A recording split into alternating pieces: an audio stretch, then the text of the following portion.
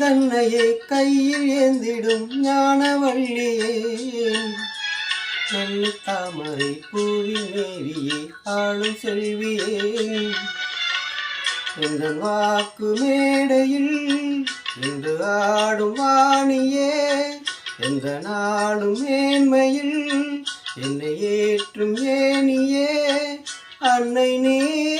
அல்லவா இன்னும் நான் சொல்லவா